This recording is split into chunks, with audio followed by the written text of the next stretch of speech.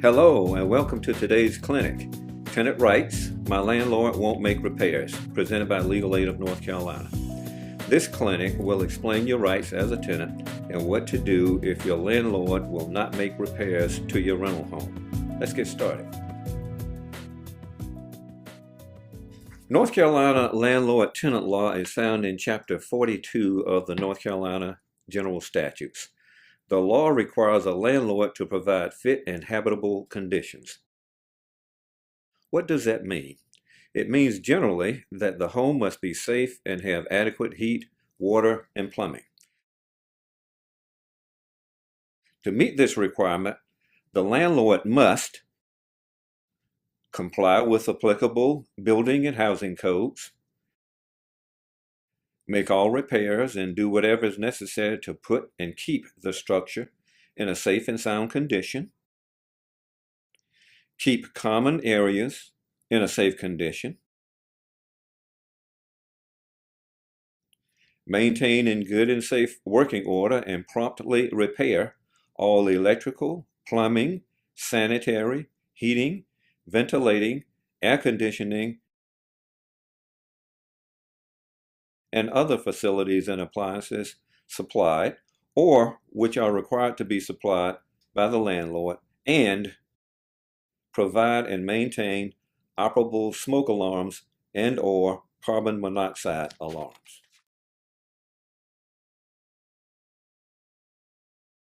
In addition to providing routine maintenance, the landlord must also make repairs immediately if the tenant reports imminently dangerous conditions. These are conditions that affect the tenant's health or safety, including unsafe wiring, lack of water, or lack of drinkable water, or open sewage. A tenant also has responsibilities. The tenant must pay the rent on time and in full. The tenant must also help maintain the rental property by keeping it clean and act responsibly to prevent damage. In addition, the tenant must promptly notify the landlord of any needed repairs. The notice should be in writing. Some of the landlord's and tenant's responsibilities are mutual. This means that a tenant cannot refuse to pay rent because a landlord does not make repairs, and a landlord cannot refuse to make repairs because a tenant does not pay rent.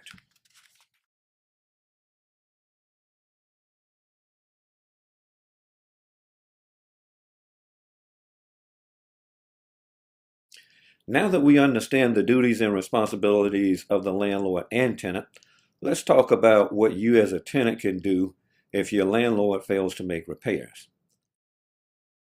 First, as we just discussed, you must continue to pay rent. Do not withhold rent without first consulting with an attorney. Second, you must notify your landlord, preferably in writing, and tell him or her about repairs that need to be made. Keep a copy of any letter or notice that you send to your landlord. If you communicate with your landlord by text or email, save the messages so that you can print them if needed.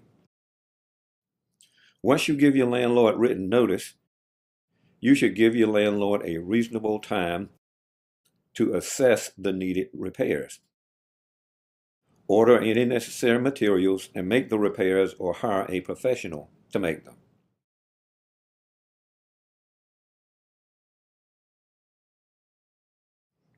The law does not define what is considered a reasonable time.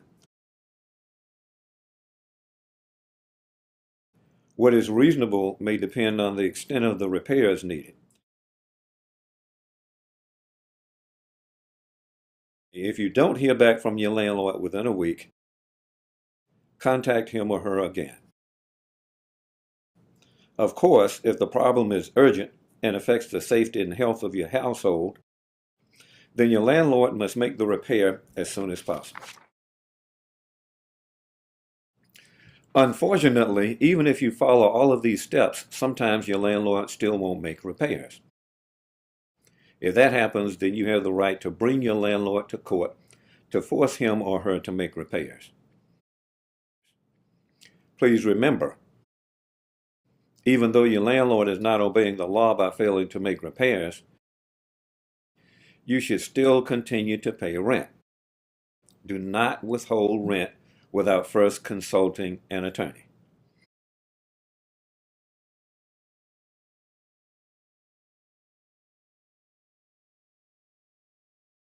Before filing a civil complaint against your landlord, you should contact the local city or county housing or building code enforcement office and request an inspection. You can find the number to the inspector's office on the city or county's official website. The city or county can send an inspector to the property to check for code violations. The inspector will complete a written report citing any violations. Typically, the inspector will give your landlord a period of time, usually 30 days, to make the needed repairs. The inspector will return after the deadline to check on the progress of the repairs.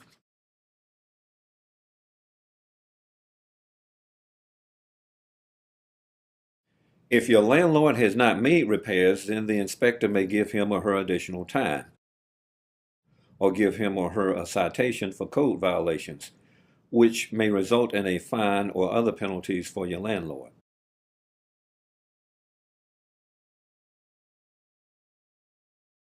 Please note that if the needed repairs are very serious and present a health hazard, it is possible that the inspector may require you to move out until the repairs are made. Or the property may be condemned, which will require you to move out.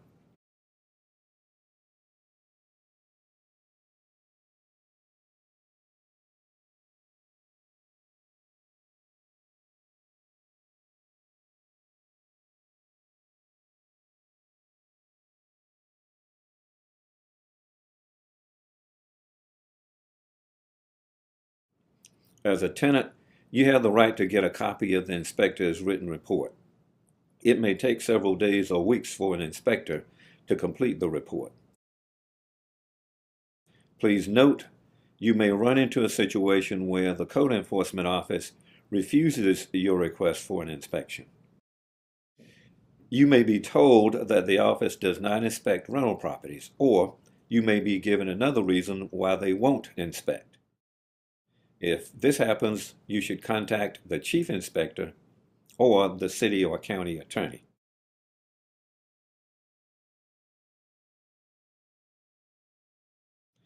If the landlord still won't make repairs after an inspection, then you will need to file a complaint against the landlord in small claims court for rent abatement.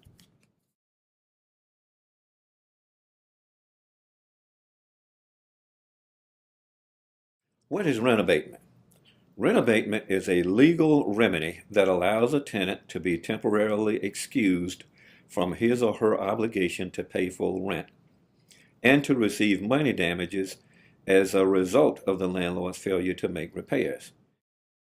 It can include a future reduction in rent, a retroactive rent refund, and other damages.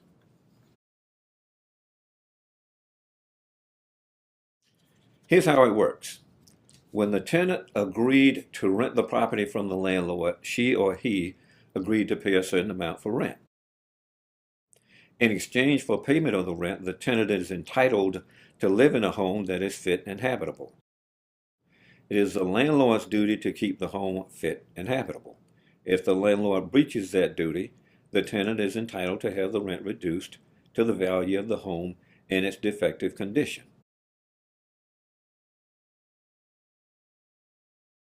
For example, tenant agrees to pay $600 per month in rent. The home is in poor condition and the landlord refuses to make repairs.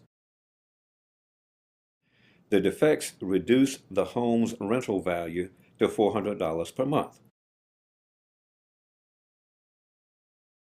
The tenant can file a complaint against the landlord, asking the court to enter an order reducing the future rent to $400 per month until the landlord makes the repairs. It is very rare that a court will enter an order completely eliminating a tenant's obligation to pay any rent or reduce the rent to zero.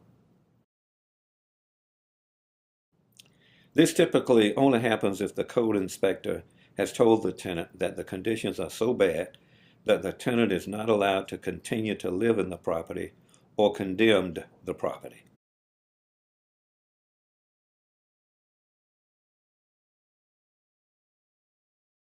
Now let's talk about rent rebate. If the court agrees to reduce your rent, then it can make the order retroactive. If that happens, you are entitled to receive a rebate or refund, which is the difference between rent you paid each month and the value of the property in its poor condition.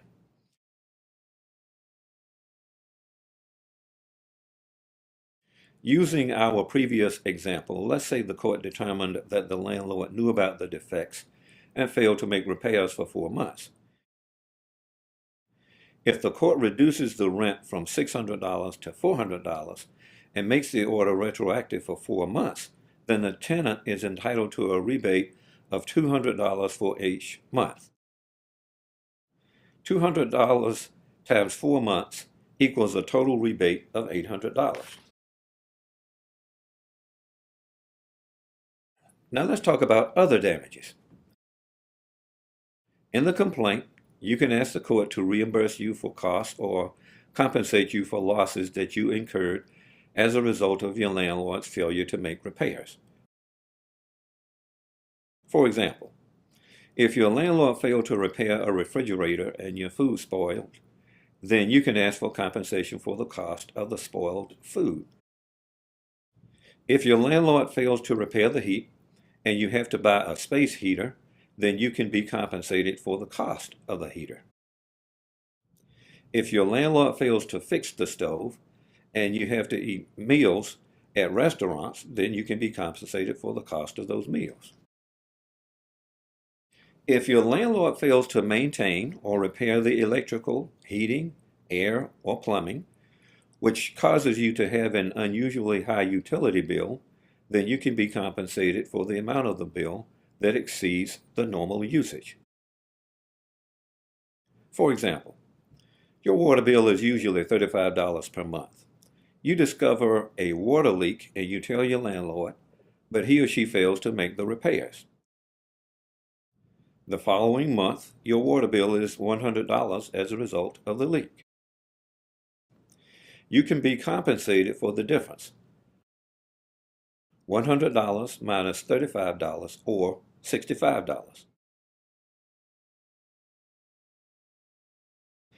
You may need to show the court copies of several old utility bills to prove your normal utility usage. It is very important that you save all of your receipts for any expenses. You will need to show them to the magistrate.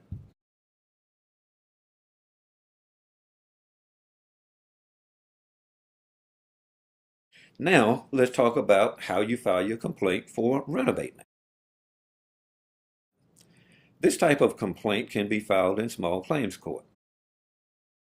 You do not need an attorney to file a complaint in small claims court. You can file your complaint and represent yourself at the hearing. To get started, you will need to complete and file a summons and complaint for money owed.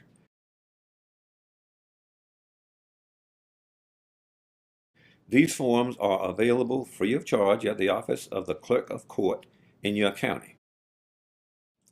The clerk's office is located in the county courthouse. These forms are the same for every county across the state.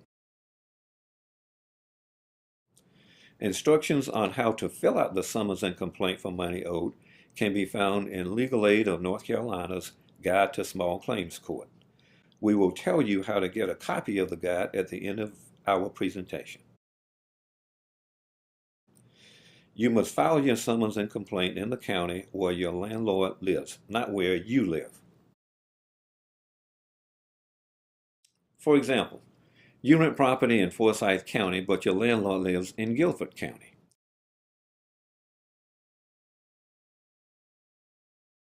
You have to file your summons and complaint in Guilford County.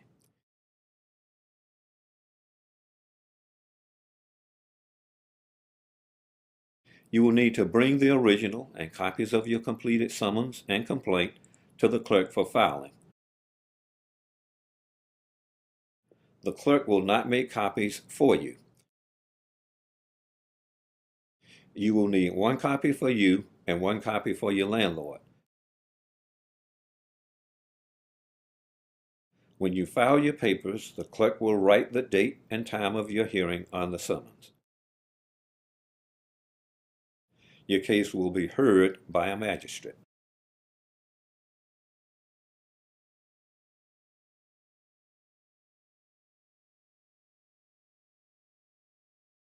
The court charges a fee to file your summons and complaint.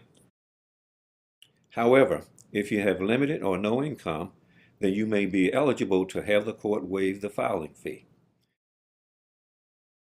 To receive a waiver, you must complete and file a petition to sue, appeal, file motions as an indigent.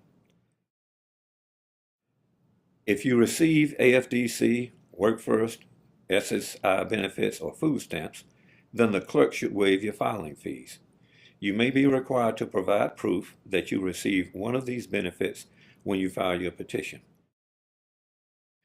Remember to bring proof of your benefits, such as your food stamp card, with you to the courthouse.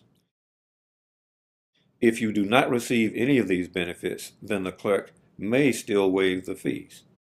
In addition to filing a petition to sue, appeal, file motions as an indigent, you will also need to complete and file a civil affidavit of indigency.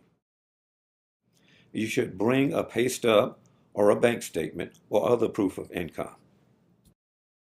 If the clerk does not waive your fee, then you will have to pay the full fee before you can file your summons and complaint.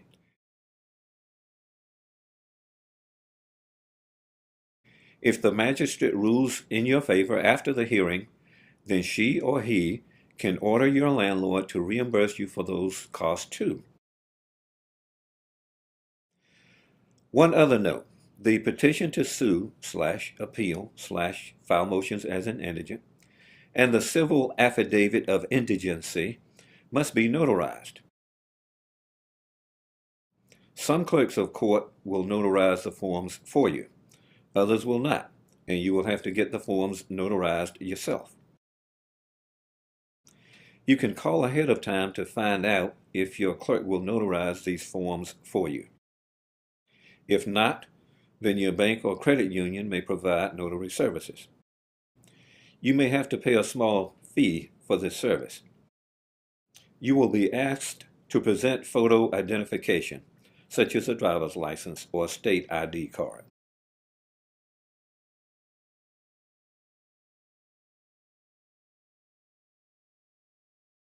After filing, you will need to take a copy of the summons and complaint to the sheriff's office and ask the sheriff's office to have a civil deputy deliver them to your landlord. This is called service of process. The sheriff serves the papers on your landlord. The sheriff charges $30 to serve the summons and complaint. If the clerk waived your filing fee, then you shouldn't have to pay the sheriff's service fee if you show him or her a copy of your petition to sue, appeal, file motions as an indigent. There are special rules you must follow if your landlord is a corporation. You must serve the corporation by sending the papers to the registered agent. The name and address of the registered agent can be found by contacting the North Carolina Secretary of State's website at the address shown on your screen.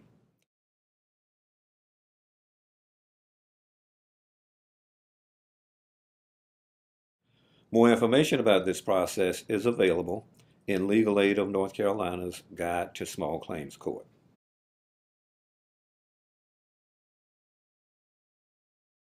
Now that you have filed your summons and complaint, you're ready to go to court for your hearing.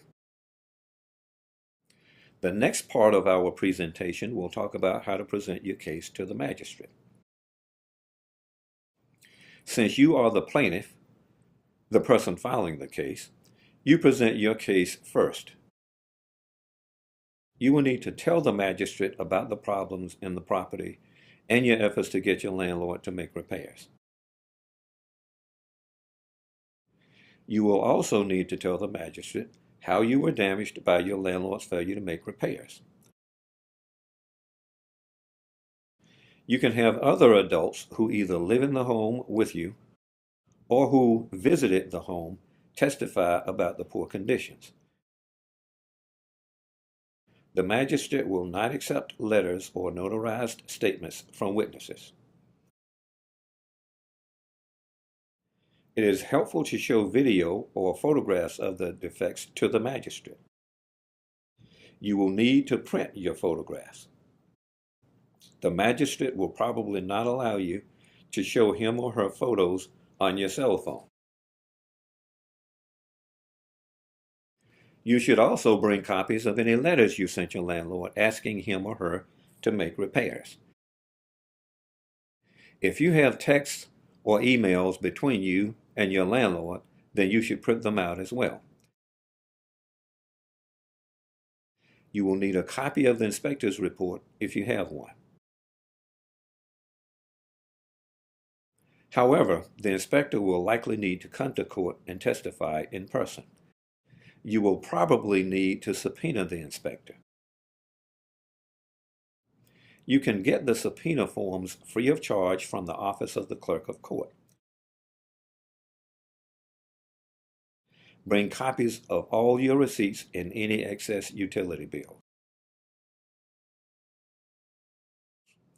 Be prepared to hand the magistrate copies of all of your documents at the start of your hearing. You will also need copies for your landlord. The amount the magistrate abates your rent will depend on the severity of the defects in the property. Often, the magistrate will use a formula to determine how much to reduce the rent.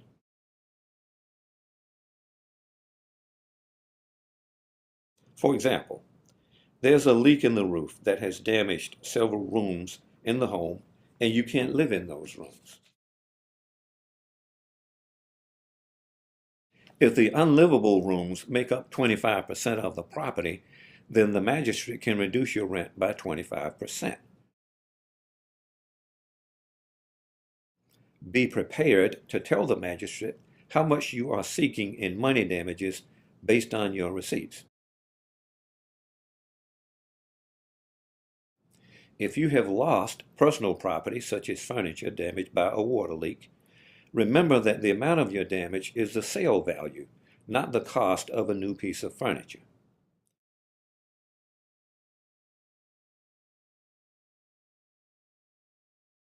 If you bring a claim against your landlord based on mold damage, you may need to have the mold tested if you believe your health was affected by the mold. Not all molds are dangerous to your health. You can send a sample for testing to the North Carolina State University Plant Disease and Insect Clinic. You can get more information about that process by contacting the clinic at the link on the screen.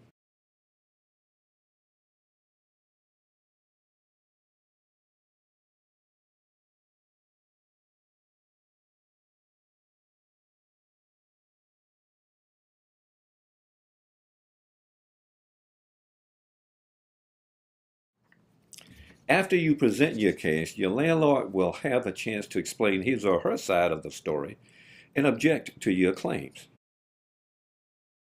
In addition, if your landlord believes that you owe him or her money, he or she can raise a counterclaim against you. For example, the landlord may claim that you have damaged the home or that you owe him or her rent. You need to be prepared to defend yourself against your landlord's claims. If you think your landlord may accuse you of not paying rent, then you should bring your rent receipts to court.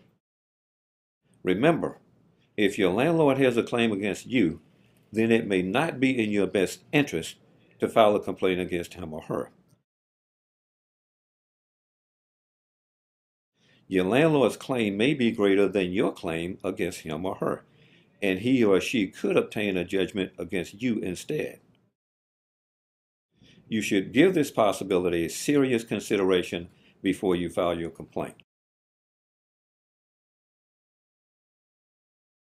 After you and the landlord have presented your cases, the magistrate will make a decision, which is called a judgment. If the magistrate denies your claim or the judgment is not fully favorable to you, then you have the right to appeal to district court and have a new trial before a judge. You have 10 calendar days from the date of the judgment to appeal. If the 10th day falls on a weekend or a holiday, then you have until the next business day to appeal. If your landlord is not satisfied with the judgment, he or she also has a right to appeal.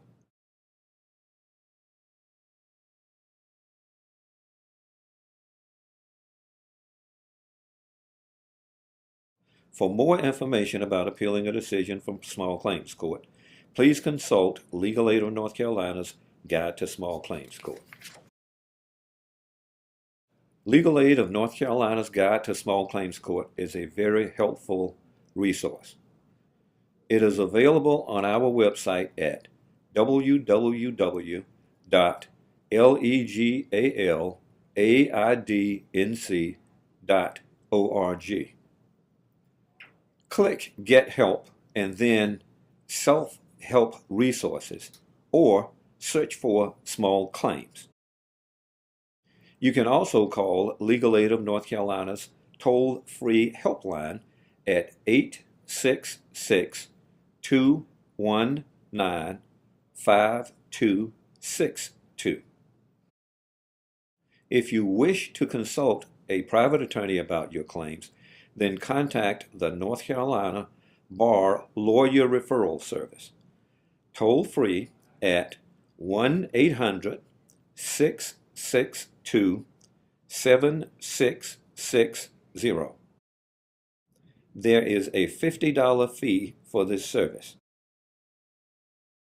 If you live in federally assisted housing, then please contact Legal Aid of North Carolina's helpline at 866-219-5262.